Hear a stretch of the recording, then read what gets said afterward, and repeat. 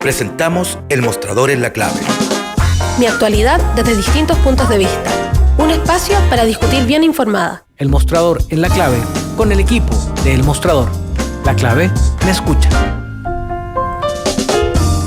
Estamos con El Mostrador en la Clave y recordamos que estamos desde ayer sorteando estos libros que se accesan, ustedes saben, con el hashtag combinación clave y @megustaleercl, el del escritor uruguayo Mario Lebrero, Cuentos completos, y La felicidad de correr, cómo vivir en plenitud a partir de la práctica del deporte, una adecuada alimentación, el debido descanso y el entrenamiento de la mente, de Gonzalo Zapata.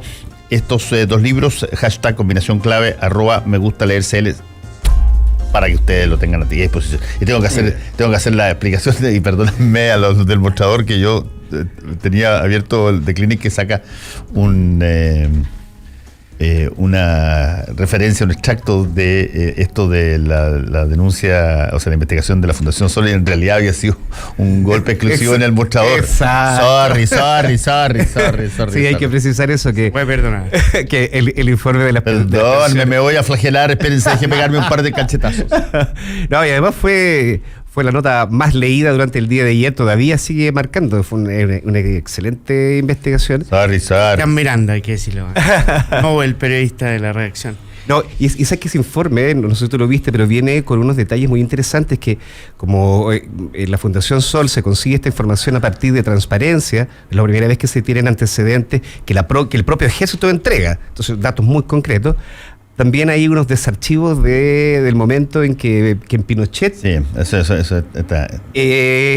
claro, que Pinochet, digamos... Tiene que tomar una decisión si se... Y quiere ocultar, la verdad, que las Fuerzas Armadas no van a entrar al sistema AFP, y quiere maquillar un poquito ahí la letra de la ley para que no suene, para no tener un golpe de popularidad encima. Eso está notable ahí en la investigación. Pues bien, bueno, vamos a algunos otros temas... interesante. El del tema de las 40 horas ya, yo no sé a esta altura, ¿qué más se puede decir en términos de... ¿Qué más memes se pueden hacer? ¿Qué más memes se pueden inventar? Pero no cabe la menor duda que hace mucho tiempo que yo no veía una discusión parlamentaria que fuera tan sujeta a extraer, no solamente memes, sino que además frases aisladas y decir, ¿sabes qué? Aquí hay algo que está pasando, hay problemas de salud mental en los chilenos. Sí, ahora yo valoro la creatividad, la verdad, de los memes, los últimos memes que han salido respecto a las declaraciones que ha dicho, no sé, la autoridad, han sido notables. Sí, notables. El del penal de Alexis Sánchez, ese es uno de los mejores que he visto durante... ¿Y cómo lo hicimos? Porque está narrado, pero más efectivamente se para. Claro, o sea, juntaron imágenes. La magia del montaje, de la edición. Claro, está muy bien. Pero está muy bien, eso está extraordinario. O sea, encuentro que cuando tu explicación es para un asunto tan técnico y que te puede dar tanta popularidad, si lo sabes rentabilizar, se convierte en un meme. Es porque lo hiciste absolutamente mal. Sí, y que el presidente salga a responder hoy, ayer cuando inaugura el revival del ferrocarril, un proyecto súper ambicioso, lo que dice, bueno, yo conseguí más de un hijo arriba de un tren. Entonces, el nivel de la discusión me parece que está llegando, la reacción está llegando a un nivel muy sí, bajo. Yo creo que esa visceralidad hace decir esas tamañas, digamos, errores comunicacionales que finalmente son carne para hacer los memes. Ahora, respecto a lo que tú dices, Fernando, de esta como manifestación de problemas de salud mental que estamos mostrando en diferentes lados, es que ahí estaba muy desesperado. Era una discusión que llevó a un extremo de desesperación al gobierno de Piñera, que incluso queda reflejado, lo veníamos hablando también aquí con Felipe, queda reflejado en las propias declaraciones de quien es un también fuerte de tensión al interior de Chile Vamos, que es Mario Desbordes. Pero Mario Desbordes ayer, con sus características personales, reforzó, después de que pasara esto, la Comisión de Trabajo reforzó la idea o las críticas que había esbozado semanas atrás, que es cuando se refiere en definitiva como un ataque frontal al empresariado. O sea, que en definitiva el empresariado no hizo nada durante todo el tiempo que cosechó buenos resultados, y que ahora rasga vestiduras sin argumentos respecto de los 40 años, en un respaldo que uno podría entenderlo... 40 horas. Las 40 horas, perdón, un respaldo que uno podría entenderlo al proyecto de Camila Vallejo. Bueno, luego se desmarca desde luego y dice que él va a votar y que cree que esto es inconstitucional, pero en definitiva él pone los acentos primero en la desconexión absoluta del empresariado respecto, digamos, de las jornadas laboral, y también le vuelve a mostrar la tensión en el interior de Chile Vamos cuando dice a algunos partidos de Chile Vamos, refiriéndose claramente a la UDI, le propusieron al gobierno un poco posponer la discusión o el ánimo de la discusión del proyecto de flexibilidad de Monkeberg para dar prioridad a otros, y que eso había sido en definitiva un error político gigante. Sí, yo creo que hay una polarización que se había visto poco. Ayer escuché a Alfonso Suez diciendo, bueno, entiendo que en la Comisión de Trabajo hay diputados que no han trabajado nunca. Eso fue claramente cuando ya rozamos el ámbito personal, digamos, y insisto, no hay una discusión técnica, por ejemplo, sobre el valor del trabajo, de la hora de trabajo en Chile.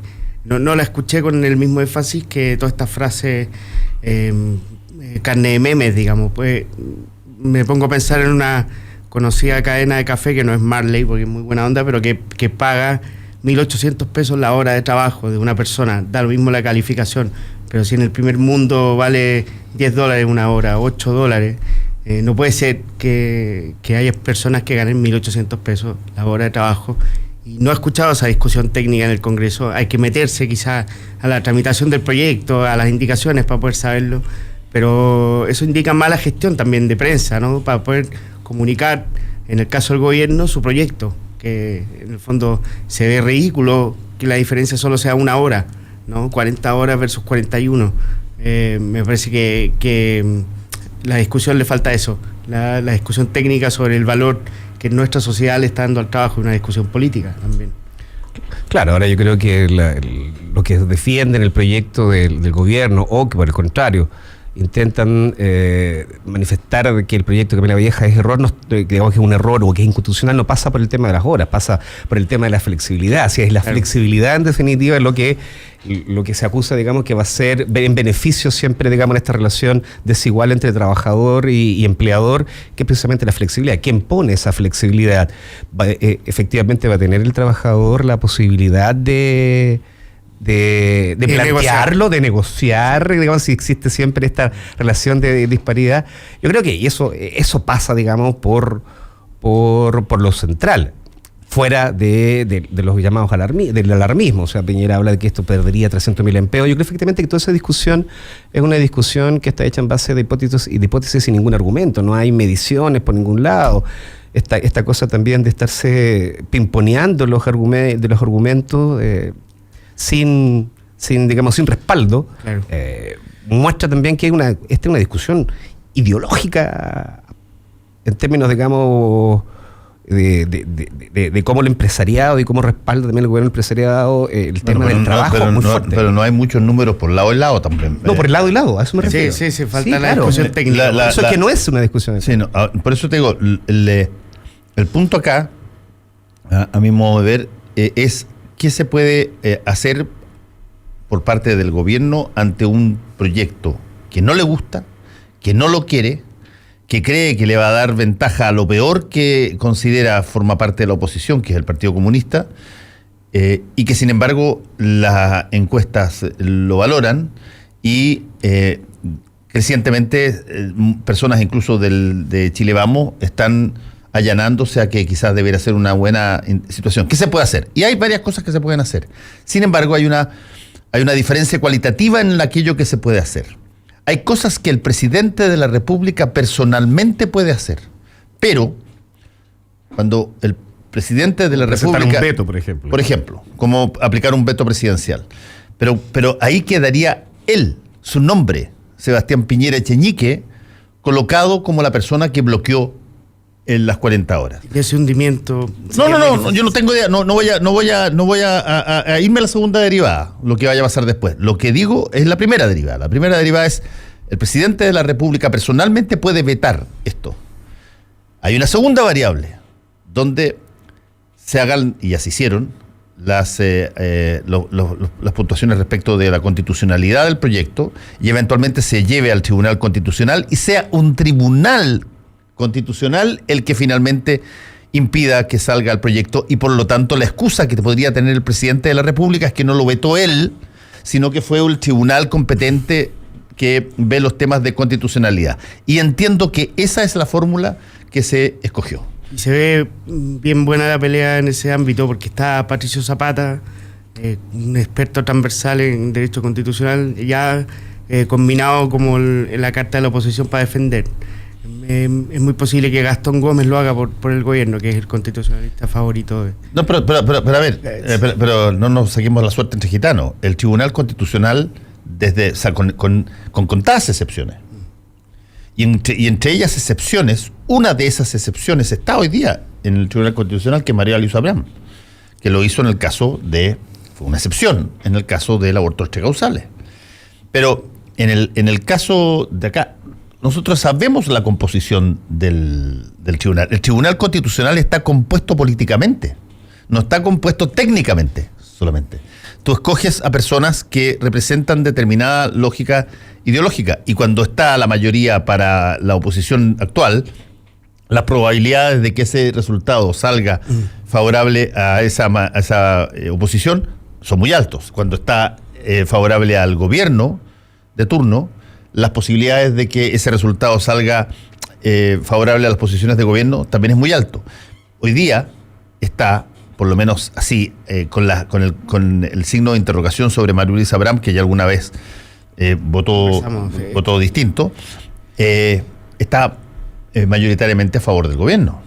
Bueno, en este caso es muy cercana a Piñera, María. Sí, bueno, por eso que yo creo que tanto la tramitación como la resolución que podría tener este tema de las 40 horas, eso es de componente exclusivamente ideológico. Aquí, como decía también Felipe recién, no hay ninguna discusión de fondo y técnica respecto del trabajo propiamente tal, que es lo que se está discutiendo, porque tiene una implicancia igual tremenda en los trabajadores, y la empresa también, digamos, dice que va a tener una consecuencia en este caso negativa. Que llegue el Tribunal Constitucional es parte de lo que dijo ayer Piñera. Piñera, lo que habló, trató de dejar esto como con la manga un poquito más ancha, diciendo que él no iba a descartar ninguna de las posibilidades, entre las que se encuentra precisamente el veto y el Tribunal Constitucional. Ahora, lo significativo, si tú quieres, para usar sí, la información que dio Felipe, lo significativo de que sea Patricio Zapata, un connotado constitucionalista, quien defienda el proyecto de las 40 horas ante el Tribunal Constitucional, es que es un relevante miembro del Partido Demócrata Cristiano, y no del ala más dura demócrata cristiana, sino que más bien del ala, yo diría, más conservadora del Partido Demócrata Cristiano. Y por lo tanto... por eso, porque no hay que olvidar que este proyecto igual tiene la simpatía de sectores bastante transversales. Sí. Hay que parlamentarios de RN, por ejemplo. Sí, es una discusión que no va a ser tan fácil en términos de... Yo lo veo así, no estoy tan seguro, digamos, que efectivamente resulte así, pero va a ser una discusión en donde este proyecto tiene afinidades, tiene digamos, simpatizantes, pero está dividido fuertemente por lo que es la línea más dura de la UDI, el empresariado y claramente Piñera. Ahora, el Tribunal Constitucional, las últimas veces hemos estado acostumbrados siempre a que intente resolver o meterse entre la decisión que tomen los legisladores a través de un recurso, que es el recurso de inaplicabilidad, ¿ah? Sí. Pero en este caso va a revisar la norma si es constitucional o no. Claro. Entonces es como una de las pocas veces que vamos a tener al Tribunal Constitucional convocado a hacer su trabajo. Claro, el trabajo para el que fue creado. Pero obviamente de nuevo lo tenemos como tercera cámara, y eso me parece que vuelve el mismo problema de siempre, digamos. El Senado y la Universidad del Paraíso, nosotros estamos difundiendo, están llevando precisamente este mes, durante todo el mes de septiembre, unos seminarios en la Universidad del Paraíso, que es para revisar y tratar de ver, y en algún minuto que derive en una reforma precisamente del Tribunal Constitucional, para que discusiones de esta naturaleza no terminen donde terminan siempre, que es digamos, entre la simpatía o el cuoteo de quienes conforman el Tribunal Constitucional. Sí, un paréntesis, yo creo que habría que destacar, yo creo que ya se ha destacado, pero la habilidad comunicacional y política que ha demostrado Camila Vallejo en esta pasada, y que vuelve a repetirse una pesadilla para Piñera, porque fue ella la que encabeza el movimiento es una de las líderes, no hay que personalizarlo tanto, pero una de las líderes más visibles del conflicto estudiantil del 2011, también, que tenía el gobierno de cabeza, tal cual como ahora, que parece que no hubiera espacio para otra cosa en la agenda, digamos. Así que bueno, el fantasma de Camila vuelve a aparecer. No, pero eso va a seguir, no solamente Camila, Carlos Cariola, y hay un montón de gente que está detrás de esto, y es un problema, como digo, que creo que es inevitable que llegue tarde o temprano al Tribunal Constitucional. Aparentemente el presidente no va a usar su veto presidencial, que es indisolublemente ligado directamente a él, a la persona del presidente de la República, y va a ser aparentemente dejado esto a que sea una entidad institucional distinta, como el Tribunal Constitucional, el que defina. No, sí, claramente. Ahora esto también marca el ritmo y marca, digamos, un paso negativo, un paso para atrás, no sé si para atrás, pero un paso, digamos, forzado del gobierno de frente, digamos, a las discusiones que quedan, o sea, la propia reforma. La reforma tributaria ya se está cocinando en el Senado de a poquito. Ayer apareció unas conversaciones, ya han habido conversaciones reservadas entre Gonzalo Blumel, el ministro de Hacienda, y Lagos Weber, que parece que puede ser la bisagra que permita que la reforma avance en el Senado. Pero esa cosa, por ejemplo, tiene muchos menos reflectores públicos que esta, y es igualmente importante, digamos. Se está discutiendo ya de manera reservada de cara a la votación que vendría en las próximas semanas. Sí, que esto se ve en septiembre. Pero entonces todos los temas, sí, bueno, para después del 18. Bueno, hay bastantes temas en camino el día de hoy. Aparte del de 40 horas, se está partió en la Comisión de Hacienda, partió ayer o hoy día, debe partir la discusión de pensiones, que va a ser otra grande, y lo que hay ciertas cosas que tienen que ver con lo que está pasando en el extranjero, pero quedémonos todavía aquí.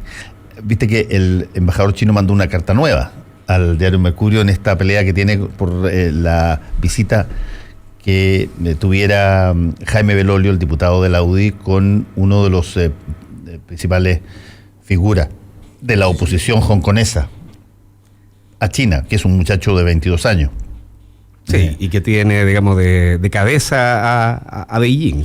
No, y lo que es interesante es que ha empezado a surgir información sobre algo que, no voy a mencionar la situación en primera persona, pero podríamos hacerlo más adelante, que se va a revelar, y que es la cantidad de personas, autoridades, periodistas de todo tipo, que viajan a países, invitados por esos países, agasajados por esos países, llevados en un tour por esos países, no solamente China. Le pasa lo mismo en Israel, pasa lo mismo en Palestina, pasa lo mismo en otras latitudes, y que después esas personas vienen de vuelta al país con la posibilidad de agradecer aquello que se hizo por ellos. Y yo encuentro que esa es una forma de, si tú quieres, lobby histórico que se ha hecho muchísimo. Las empresas antes lo hacían mucho y quizás todavía lo siguen haciendo. Me acuerdo cuando se inauguraba una sucursal de alguna gran empresa, charteaban un avión y metían a todos los periodistas adentro, y los periodistas iban y, por ejemplo, escribían artículos sobre la nueva línea turística que hacía una aerolínea nacional para llegar de aquí a, qué sé yo, Cancún. Sí. Que era una forma de alguna manera, de generar reportajes apreciativos de la empresa y de sus oportunidades de negocio, sobre la base de, en términos estrictos, encantarlos pagándoles un viaje. Y esto se va a generar ahora, porque ya hay varios medios que están recopilando, a ver cuántas personas viajaron con cargo a China, cuántas personas viajaron con cargo a Palestina, cuánta gente viajaron con cargo a Israel. Está lleno. Es una discusión muy necesaria. Es un tema que a mí me apasiona mucho porque yo he sido chiita en esto, en términos brutal. Yo nunca en mi vida he aceptado un viaje pagado por un país a ninguna parte, ni por una empresa a ninguna parte. Pero reconozco que es una práctica en la profesión enormemente establecida y que muchos lo tratan de disimular o lo tratan de justificar diciendo de que esto ahorra recursos de los medios de comunicación porque si no tendrían que pagarlos ellos con sus propias plata. Siempre va a haber justificaciones, como tú dices, es una práctica histórica. Yo creo que puede ser una de las prácticas del hoy más extendidas y transversales a muchísimos. Esto es un tema de probidad. Yo creo que además también las lógicas de hoy día, cómo comprendemos la probidad y digamos, y cómo nos mantenemos ajenos de alguna manera para mantener la independencia, al menos desde la prensa, son inadmisibles. Hoy día yo creo que los viajes, los premios, nosotros en el diario tampoco podemos recibir ningún tipo de premio. Antes yo me acuerdo que los colegas de ciertos sectores ibas a una comida y te regalaban un regalo. Hoy día eso ¿no te puedes imaginar? Legítimamente hay que cuestionarlo. Tú no te puedes imaginar en la sala de redacción de un diario o de un canal de televisión. No hoy día ha cambiado esto, ojo, sí, ha cambiado, más sutil. Afortunadamente, pero hay que... Te estoy hablando hace 20 años, 25 años.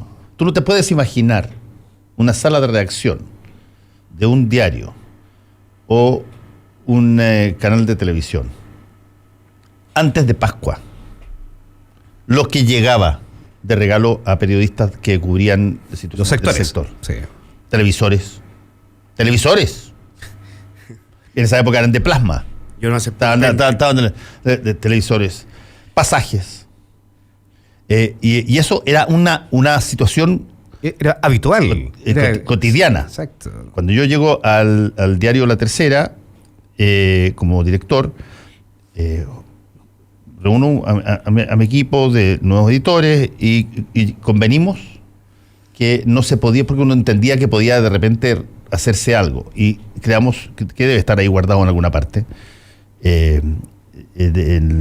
un cierto código especial respecto de los regalos y de todo este tipo de cosas, y entendiendo de que te pueden dar un lápiz o te pueden dar una cosa, se estableció que no podía recibirse ningún tipo de obsequio de ninguna clase que fuera mayor a una UF, que en esa época ponte era, no me acuerdo cuánto, ponte de 6.000 pesos.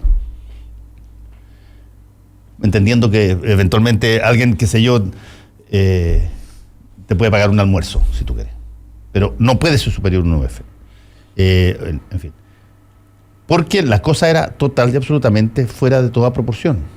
Pero desde luego, y tú tenías problemas serios en materia periodística con los conflictos de interés. Muy, muy, muy serios. Personas que, por ejemplo, cubrían deporte y cubrían a un club determinado y trabajaban en la radio del club. Y no dicen nada contra los futbolistas porque son amigos de los futbolistas. Pues no, por eso, porque te estoy hablando hace más o menos 30 años atrás de lo que me tocó a mí constatar. Personas que, por ejemplo, cubrían política. Y en época de campaña eran asesores políticos de candidatos. Sí. Ahora, voy a otra. Me acuerdo, un político que me llama por teléfono. Fernando, ¿cómo estás? Qué bueno, felicitaciones por tu cargo. Gracias. Oye, quisiera saber si es que el convenio va a seguir, más o menos, como que tenemos nosotros. ¿Cuál es el convenio? No, que viene la campaña, ¿sí? Y sí que puedo ir a ver las fotos que puedo utilizar en mi campaña de las que tienen ustedes en el archivo. Pero ¿cómo vas a sacar las fotos para tu campaña que son del archivo del diario? Bueno, así se ha hecho siempre. Sí, me parece fantástico. Un convenio. Bueno, ese tipo de cosas, estoy hablando 30 años, más o menos, eran estándar. Y por lo tanto, esto en el contexto de lo que estamos hablando, los viajes pagados, todos pagados y muy bien. Por ejemplo, uno que es histórico, el viaje en el Aquiles de la Armada. En el viaje del Aquiles en la Armada, donde yo reconozco y doy gracias a los amigos que siempre me han invitado y que lamento haberles siempre dicho que no, Pero en el viaje aquí la Armada, bueno, tú construyes relaciones, tú hablas ahí, estás confinado en eso, se discuten un montón de cosas que podrían hacerse en un ambiente neutral de si tú quieres, trabajo. Pero esto no es hace tantos años, tampoco hay que explicarlo como si esto fuese una materia del pasado. Lo que ha cambiado es que hoy día es mucho más claro que eso es inadmisible, que no se puede hacer. Y muchos de esos se pueden, digamos, devolver. Pero que la práctica sigue ocurriendo, pero constantemente. O sea, en el diario nosotros nos viven llegando regalos que hay que estarlos devolviendo, o invitaciones, por ejemplo, en el conflicto palestino-israelí, increíble. O sea, o viajas para acá, viajas para allá, siempre están ofertando. Si la pregunta es, si eso nos pasa a nosotros con los periodistas, y ahí tal vez por ahí apuntamos, como iniciamos esta discusión, bueno, ¿qué pasa también con los políticos? Y siempre cuando tú recibes una invitación, eso lleva de por medio una situación tácita. Cuando decides aceptar la invitación, estás aceptando también una serie de situaciones que finalmente tienes que demostrar a nivel de agradecimiento, a nivel de apoyo político, como fuere. Claro, me parece que tú en el clavo ahí, porque el principal afectado es el público, pero finalmente se presenta a China como si fuera Pedro Valdivia Norte, y en verdad es una sociedad que tiene complejos problemas de violación a los derechos humanos. Eso no se muestra en televisión. Y en el caso de los parlamentarios también condicionan sus apoyos políticos, porque claro, a Cuba es muy fácil tiranizarla, a Venezuela, pero a China no, en China no pasa nada, en China está todo bien, y no es verdad. Hay un problema súper serio de libertades que para nosotros son muy habituales, pero allá no, está todo controlado por el partido. Hay problemas serios. Claro, eso dentro de la lógica de la discusión respecto de lo que dijo el embajador al diputado. Pero se abre esta doble conversación, porque está el tema de China, pero se habla también por el lado de manera digamos, lateral, se abre esta idea de empezar a cuestionar y fiscalizar quiénes viajan y cuáles son sus expresiones de agradecimiento a posteriori. O sea, sí, no, bueno, este es un tema, en todas partes, que es el tema de cómo tú tienes acceso a determinados lugares donde no es tan fácil llegar y no es tan fácil, y por lo tanto, de pronto, los regímenes te facilitan las cosas, pero tú sientes de que eventualmente ahí hay una contraprestación que dar. Pero desde luego. Y eso es una cosa muy arriesgada, y en el caso del periodismo o en el caso de la política, es una cosa que juega con fuego. Desde luego, desde luego. Así que hagamos una pausa y volvemos. En el Instituto de Capacitación Les Hayes ofrecemos cursos propios elaborados por profesionales destacados que aparecen en nuestros programas. Los contenidos son 100% online. No requiere asistir a una sala de clases. Todos nuestros cursos cuentan con código Sense. Consulte en nuestro sitio web www.leshayes.cl o llámenos al 2259 76 600 para conocer beneficios, becas y descuentos. Somos, desde 1985, la opción para capacitar a lo largo de todo el país. Somos Les Hayes, pioneros en capacitación online. Disfruta tu mañana y tómate un momento Marley Coffee. Con granos orgánicos tostados al sol, tienes en tus manos mucho más que una taza de café. Prueba el aroma del verdadero café natural, 100% orgánico y sin pesticidas. Disponible en 6 variedades: Buffalo Soldier, One Love, Lively Up, Get Up Stand Up, Mystic Morning y Simmer Down. Nuestra versión descafeinada. Marley Coffee está aquí y en todas partes. Para hacer un buen negocio, necesitas ser un gran anfitrión. Para organizar un seminario productivo, debe elegir el lugar correcto. Visite Hotel Nogales y compruebe que superamos sus expectativas. 5 salones de hasta 300 personas con equipos audiovisuales, estacionamiento y Wi-Fi de alta calidad. Cotice en hotelnogales.cl o al 2233 56 958. Hotel Nogales, Los Nogales 741, Providencia. Porque hoy tienes derecho a ahorrar, Caja Los Andes ha creado Ir por Más, una iniciativa de nuestro programa EFI, Empoderamiento Financiero. Inscríbete en cajalosandes.cl/EFI y comienza a ahorrar para cumplir tus sueños. Caja Los Andes, más caja para ti.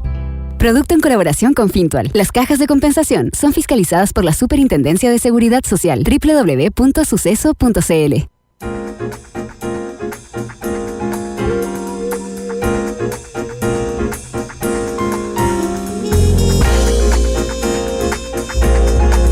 Estamos de vuelta con el mostrador en la clave. Tú, Héctor, que siempre has cubierto los temas que tienen que ver con el medio ambiente para el mostrador.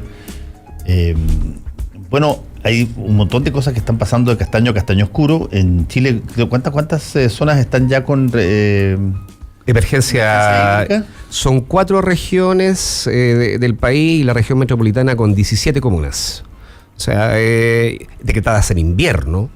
O sea, que eso es importante, que esto puede ocurrir en verano, digamos, con altas temperaturas, está un poco parte de la historia. Pero que esto se haga en invierno, esto nunca había ocurrido. O sea, son 4 regiones, muchas comunas, y la evidencia de no solo del tema agrícola, también del tema ganadero. Pero hay varios elementos que nos están tomando en consideración. Hoy día nosotros, como tú dices, Fernando, llevamos un reportaje con un nombre bastante fuerte, a mi juicio, que se llama Injusticia Socioambiental. La discusión que se ha llevado en los últimos días respecto de la carretera hídrica, que sería como la solución para poder traer agua a estos sectores deprimidos. Eso es básicamente, en términos estrictos, una gran cañería, digamos. Es que hay 3 proyectos. Hay 3 proyectos. Uno es una gran cañería submarina para poder traer agua para allá, y otro es del de una especie, digamos, de canal, una canal, y a esa le llaman carretera, que es una canal que sacaría agua de la región del Biobío y la llevaría hasta el Norte Grande. Ese proyecto en particular es un proyecto respaldado por el gran empresariado agrícola, que es uno de los más afectados de la escasez hídrica, de la sequía. No es lo mismo escasez y sequía. Y también son, digamos, los que están presionando, y han presionado también al gobierno, para que se tomen medidas rápidas para poder aplacar lo que hoy día, digamos, es un problema muy grave, y que ellos predicen pérdidas en términos, digamos, agrícolas muy, muy, muy cuantiosas. La Corporación de Regantes, donde está Juan Sutil, el empresario Juan Sutil, son los que hoy día llevan un poco la delantera en este tema de lograr una solución hídrica. Hay que pensar que esos son 3 proyectos que se están presentando de manera simultánea al MOP, y se tienen que primero pasar la primera valla. La primera valla es si estos se pueden considerar o declarar iniciativas de interés público. Una vez que se declaren como iniciativas de interés público, podrían pasar a una licitación en el MOP y, en definitiva, a materializar ese proyecto. Lo que se ha dicho, y lo que ha dicho el gran empresariado, es que una carretera hídrica de esas naturaleza sería muy beneficioso, primero con el gran argumento que se dice siempre, que es el de los empleos.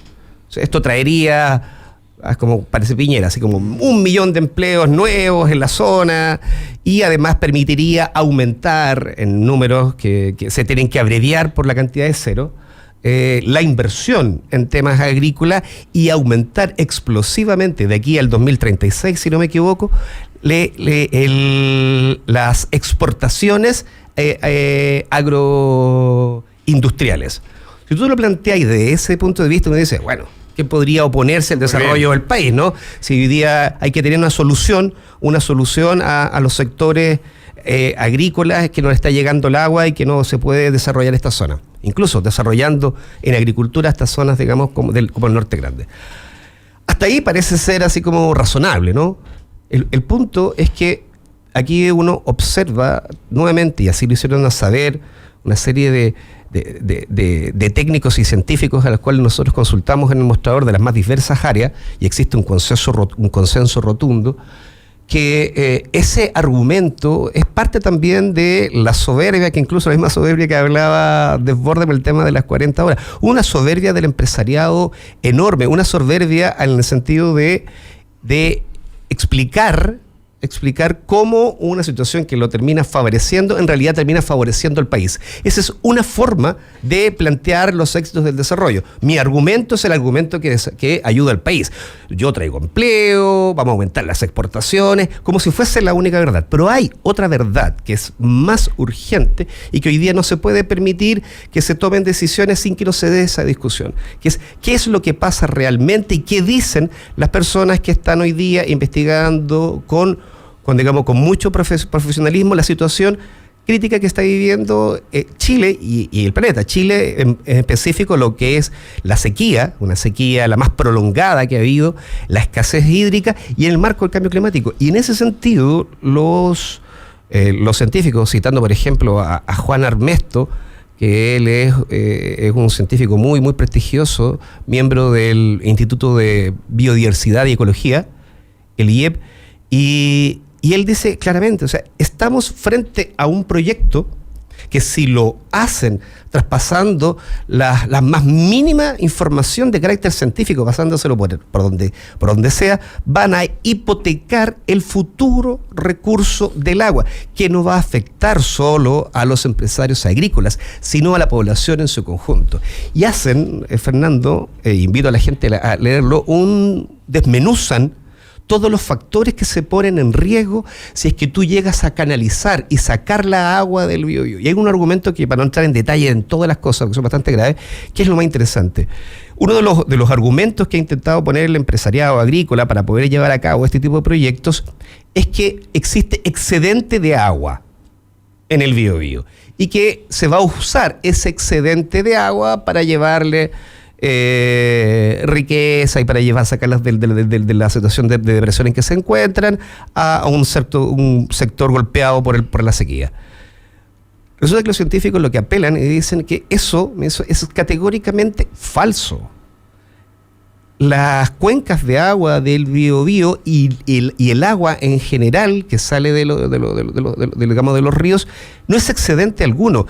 Los empresarios han dicho que incluso esa agua se pierde en el mar. Y los científicos dicen, eso es falso, no se pierde.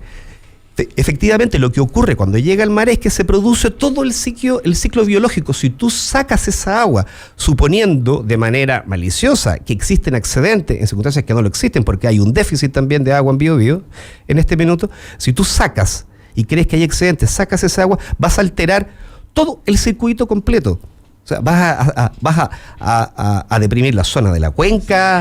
El agua, básicamente lo que tú dices, cuando llega al mar no llega sola, llega con una cantidad de cosas, nutrientes. Pero es impresionante. O sea, incluso, ya aquí voy a dar un detallito técnico porque es como muy increíble y muy bonito. O sea, incluso del agua que viene de los ríos, depende el aire que respiramos. Es así de simple. Porque es el mar, ahí están unas pequeñas microorganismos que dan lugar al fitoplancton, que se llaman diatomeas. Esos pequeños microorganismos son los responsables del aire que respiramos, no son los árboles de la Amazonia. Son esas pequeñas cositas que se llaman diatomeas. Esas cositas se alimentan del sedimento que traen el agua de los ríos, de su desembocadura. Entonces, estamos hablando... ¿A quién se le ocurrió inventar una cosa tan compleja, güey? El tema es que lo que dicen que es el equilibrio total, y lo que están llamando en definitiva, el llamado más para no caer de nuevamente en la parte técnica, el llamado más apremiante que están haciendo es que nuevamente se van a empezar a tomar medidas en función de un tipo de argumento, que es el argumento que siempre se ha validado, que es el argumento que esto va a traer desarrollo, que esto va a poder evitar la depresión que hoy día se encuentra en el sector agrícola y una serie de beneficios, sin mirar los costos. Y los costos, de lo cual ellos están apuntando, serían... O sea, hablan, digamos, de que hacer un costos que no se pueden revertir, digo. Otra expresión de la privatización del agua, yo creo, es una... cosa, y de lo importante que es hacer el recurso en el futuro, digamos, el presente. Serrat, estamos jugando con cosas que no tienen repuesto. Sí, no tienen repuesto.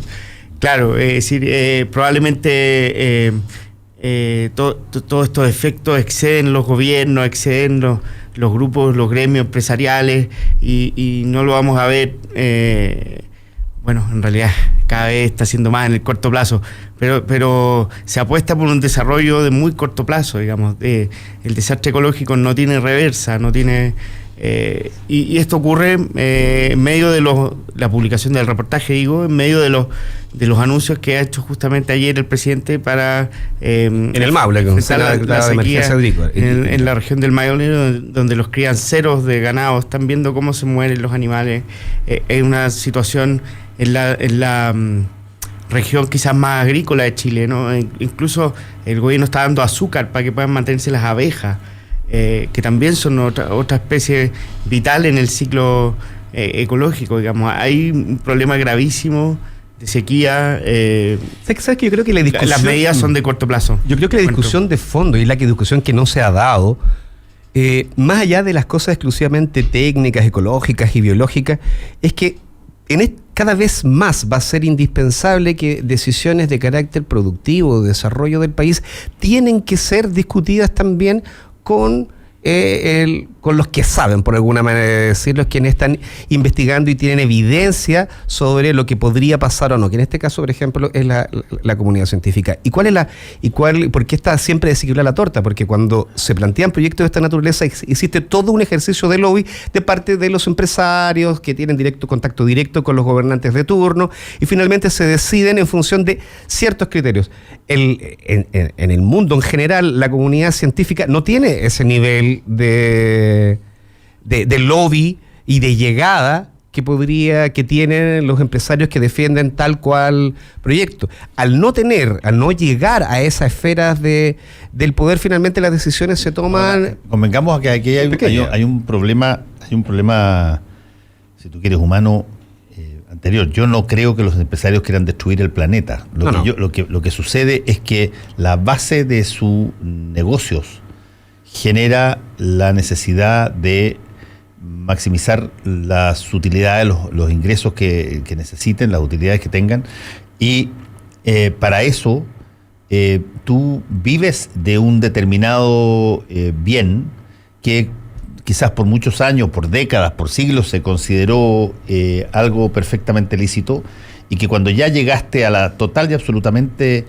certera convicción de que eso te produce daño, hay una resistencia de aquellos que se benefician justamente de esa producción. Y no es que los tipos digan, mira, ya me importa un bledo que el mundo se destruya. Lo que ellos dicen y por qué tienden a creer cualquier cosa que diga que esto no es así, es porque, bueno, depende su vida de alguna manera, sus ingresos, su estatus depende de que eso no sea cierto. Y por lo tanto financian estudios de personas que siempre están disponibles para decir que las cosas son de otra manera, dilatan las cosas, pero te repito, en el sentido de esa frase que la ha dicho ya varias veces, que cuesta mucho que una persona vea un problema cuando su ingreso consiste precisamente en que no lo vea. No lo puede ver, porque si lo ve tiene que darse cuenta de que hay que cambiar, y si hay que cambiar, cambia su estatus, cambia su ingreso, cambia su manera de comportarse. Hay algunos que lo han hecho, y eso pasa a nivel de las personas, que cuando las personas cambian por ejemplo, su conducta alimenticia, cuando las personas cambian radicalmente su conducta deportiva, cuando las personas cambian la conducta que experimentaron durante muchos años de la forma en que conversaban o trataban a los hijos, bueno, es un cambio copernicano que cambia totalmente el cuadro, pero cuesta mucho más cuando tú eres una persona que capitaliza o has crecido sobre la base de una actividad que antes no era considerada dañina, que ahora sí, y que esa actividad te ha entregado todo lo que tú eres. Sí, eso es cierto. Lo que yo estoy haciendo que quiero poner es en una escala distinta, porque esa es la escala de las intenciones, ¿no? Yo tampoco creo que cada vez que se hace se proyecta una inversión de carácter, digamos, productivo que pueda tener lesiones con el medio ambiente, se haga ex profeso para dañar el ambiente. Pero yo me quiero poner en el plano de los discursos. O sea, cuando se toman estas discusiones, cuando hay alguien que luego finalmente se discute y se decide hacer a través de un proyecto de ley, a través, digamos, de todos los mecanismos que hoy día tiene el Estado para hacerlo, hay estándares de discusión. Y lo que ocurre es que no se produce la discusión que se debe, y la discusión que se debe es la que donde tienen que entrar en colisión aquellos argumentos que tienen que ver, por ejemplo, con el favorecimiento del empleo, sobre la actividad, el crecimiento de la economía, que son muy relevantes, respecto también de aquellos que tienen información de que haciendo eso o esto otro podían lesionar valores aún más importantes. Esa discusión en esa escala, en la escala de argumentos, no se produce. Claro, el científico tiene un lugar muy marginal en la discusión política, digamos. Es bueno para los seminarios, para entregarle premios, pero a la hora de participar en la discusión política que desemboca en las decisiones, creo que la comunidad científica todavía tiene un espacio, pero claro, muy marginal. Ahora estaba pensando en los cambios de hábitos motivados por la industria. Me parece que una de las expresiones más gráficas es la tabacalera.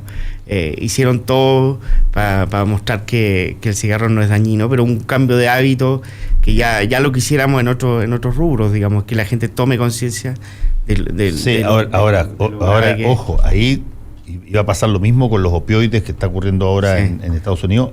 Ahí tuvo que intervenir la justicia estadounidense en este caso y aplicarle una multa que es la más grande que se ha aplicado jamás en la historia a una industria por mentir. Porque la industria tabacalera mintió, sus propios informes los ocultó cuando les decía que la nicotina era adictiva y se generaba una situación de potencial daño cancerígeno.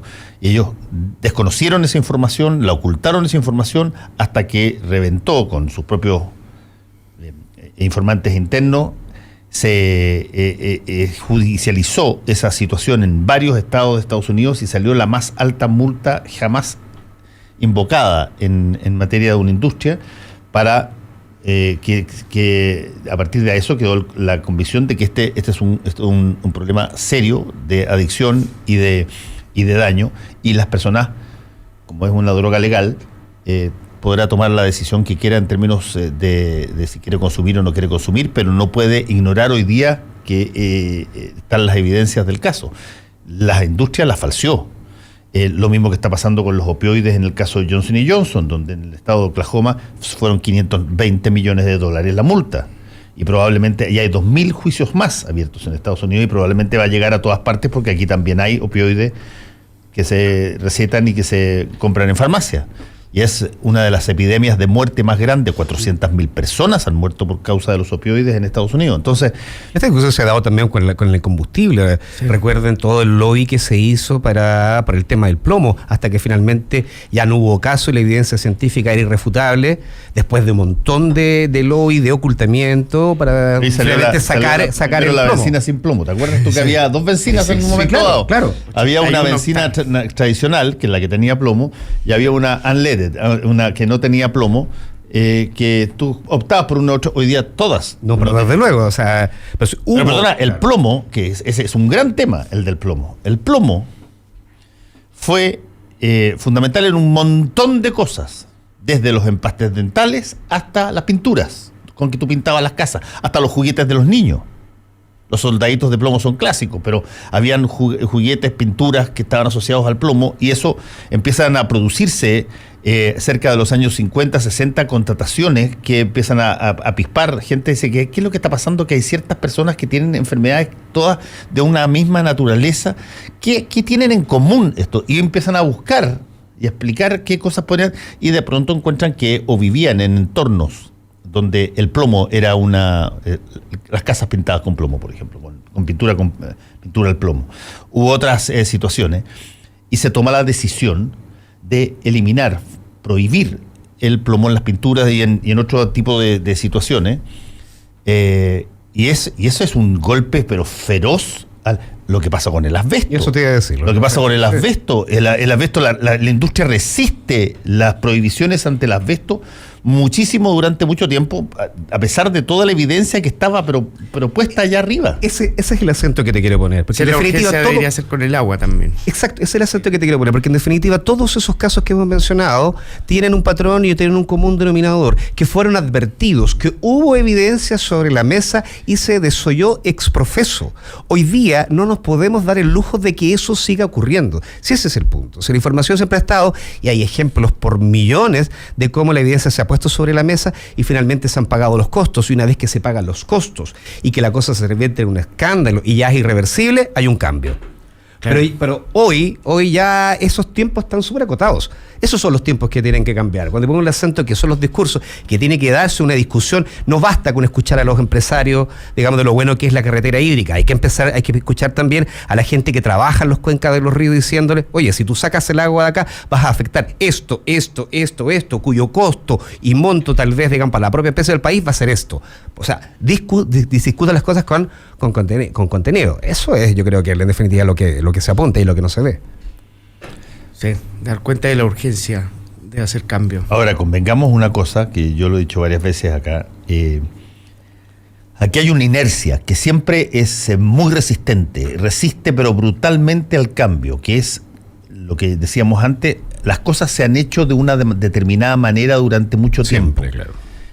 La gente ha aprendido su oficio dentro de esas especialidades y siente que no tiene tiempo o que no tiene espacio para poder reciclarse, cambiar de oficio y por lo tanto defiende incluso muchas de esas cosas. Mira tú para ponerlo de nuevo más cerca en algo que está pasando acá, en Quintero Puchuncaví, hay una resolución de la Corte Suprema respecto de lo que está ocurriendo ahí. Pero si tú paras la actividad o la ralentizas a un mínimo, vas a afectar el PIB, si tú quieres.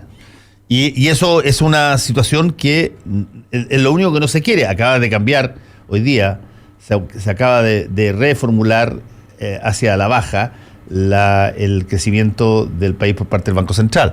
Entonces, tú tienes un montón de situaciones donde la evidencia te empieza a decir que no puedes seguir haciendo las cosas como antes, pero tu vida completa ha girado en torno a hacer las cosas como se hacían siempre. Bueno, resistencia al cambio siempre va a haber. La resistencia al cambio es muy brutal. Claro, pero bueno, no hay más opción.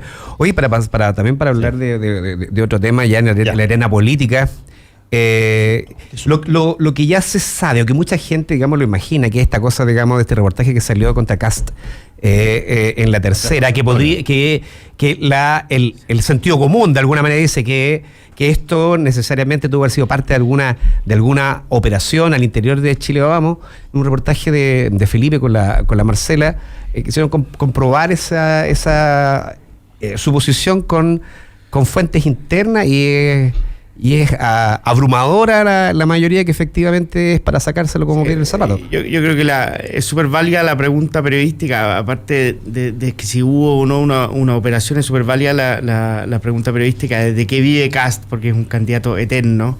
Bueno, y se descubre que la fortuna familiar debe tener unos $35 millones entre todas las empresas, y no solo de él, sino que de toda la familia.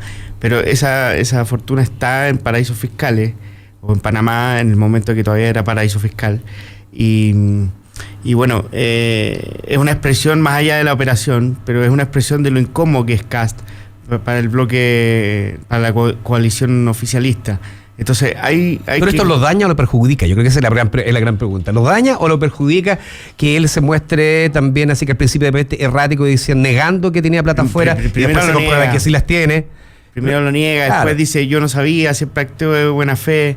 Después dijo que se había equivocado en la declaración. O sea, los típicos chamulleos. Está golpeado. Los típicos chamulleos de toda la clase política cuando se le demuestra la evidencia. Buen torpeo. Yo creo que del que le va a costar recuperarse. Ahora, pero los beneficios no. Esto es una operación, pero teledirigida, perdóname. Sí. No me van a decir que aquí hubo un gran pesquisa de mucho tiempo periodística para acá.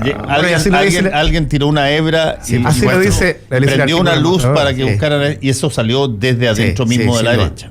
De la UDI, según lo que nosotros reporteamos, obviamente ningún parlamentario lo va a decir, o dirigente político lo va a decir en on con megáfono, pero es evidente que desde la propia UDI, han habido expresiones públicas de la propia presidenta del partido diciendo que Goldborn renunció a su candidatura por menos, y de nuevo sale Desbordes defendiéndolo un poco, dice, bueno, yo creo que sí, que él pudo haberse equivocado, pero ahora lo importante es que reconoció, da cuenta del clima interno de la derecha que es muy difícil, ¿no?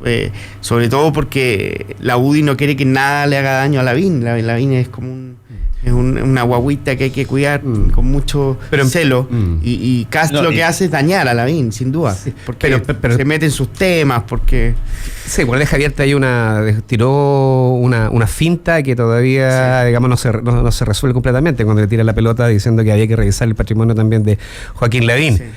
Tiene esa actitud beligerante, que siempre que uno habla contra él, te ataca. Pero una personalidad tan singular como la de José Antonio Kast, porque el tipo tiene una personalidad muy singular, nunca pierde el control y ese tipo de cosas que son parte de las cosas que para muchos son virtudes, es si estas cosas finalmente, el intento de ataque, esa operación tan teledirigida como lo dice Fernando, va a cumplir o no el objetivo. Esto lo perjudica o lo daña, porque eventualmente Kast es un experto en precisamente usar lo que se le ataca para su favor. Sacó un hashtag su equipo de redes sociales, que es lo más fuerte que tiene, que dice Kast dice la verdad, pero también ha servido para burla.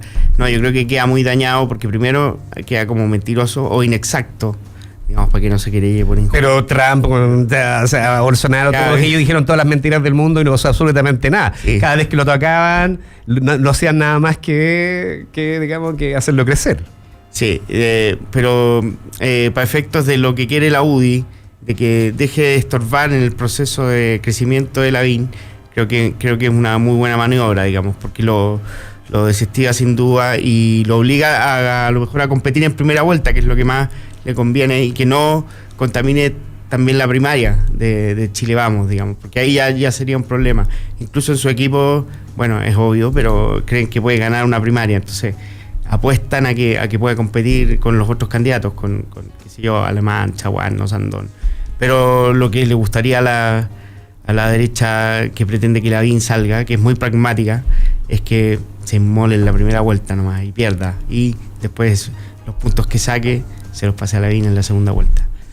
No sabemos, falta mucho. Y todavía falta mucho. Lo que sí, y eso ya a estas alturas me parece